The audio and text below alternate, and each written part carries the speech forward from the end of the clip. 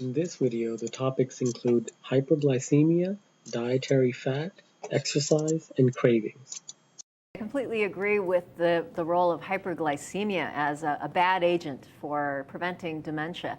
It's one of the interesting risk factors that cuts across all ethnicities and races, unlike other risk factors like educational level or socioeconomic status or other genetic risk factors for Alzheimer's disease. But one of the big resistances that people feel about what David's been teaching us in Brain Brain has to do with, do we have to cut off all carbohydrates, really?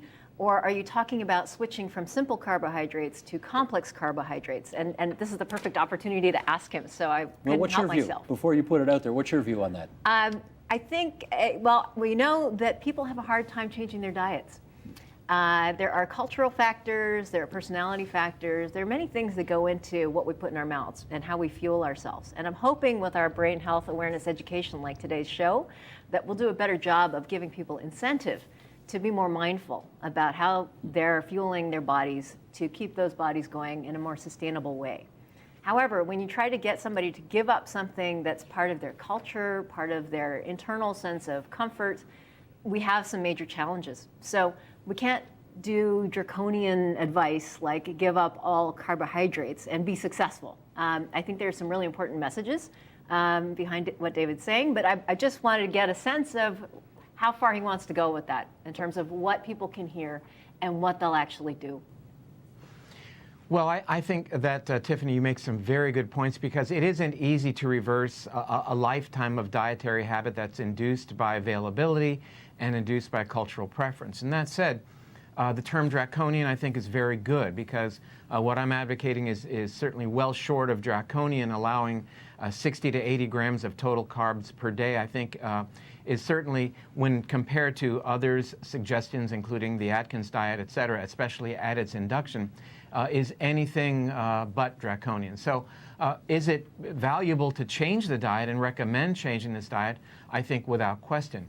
And I think, you know, aside from the carbohydrate question, which I think was a very good one, the other pushback from society seems to be relinquishing this misheld notion that somehow fat is detrimental to health. And, you know, that's been kind of inculcated into our psyche since the late 1980s, early 1990s, that somehow fat is an enemy towards health and physiology. And the reality of the situation is that human physiology, especially brain physiology, is desperate for dietary fat.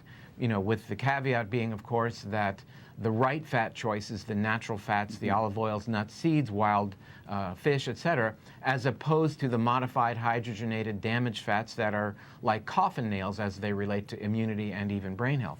So I think the other side of the coin of the story is that aside from the limitation of carbohydrates in a non-draconian way, I think the judicious introduction back to the table of dietary fat represents a revolutionary new diet, really only one that people have been eating for well over 1 million years. I wonder, though, whether you have to be, Tiffany Chow, draconian in order to get all the carbohydrates out of your diet. And that does require a certain amount of draconian approach, does it not? It requires some planning. What David said is so true. The availability of the stuff that's bad for us, it's ubiquitous. Everywhere. It's Yep. everywhere. Yep. They tried to change high school or school-aged children by offering better food in the cafeteria. And those kids opted to walk across the street to fast food because they didn't get the flavor that they wanted, or it just wasn't advertised as well. They weren't taught, they weren't acculturated away from fast food.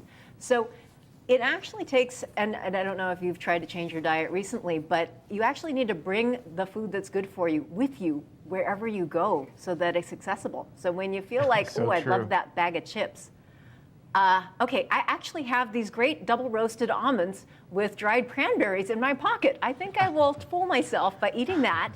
And if I still want the bag of chips, half an hour from now, an hour from now, I'll go for it. But often you can stave off, delay that knee-jerk reaction. Well, I'm right with everybody. I'm a little more radical perhaps than Tiffany. I mean, I think you really have to cut the carbs as much as you can. And and it's very difficult. But then if you have a balanced diet, aside from that, you get a lot of carbs with vegetables, and you get enough there. And if you can confine yourself to eating vegetables, having the right meats, having the right fish, nuts and seeds, and all the stuff that we evolved eating, I think we go a long way to making our diet correct. And another thing about exercise, I want to throw that back in here, is that exercise not only reduces our blood sugar and increases our insulin and keeps it more at an optimal level, but it also helps us decrease our cravings for the things that are bad for us, the carbs specifically, or alcohol, or all the addictive substances. And this is one of the big problems, is that kids, and we all, get so addicted so easily to glucose and to starches and to those things that are promoted by our food table or a food pyramid that is finally getting changed, finally getting flipped a bit. And I think is in for even more of a flip. So we'll see much less emphasis on the starches or on even the whole grains, which I think have a problem in the long run.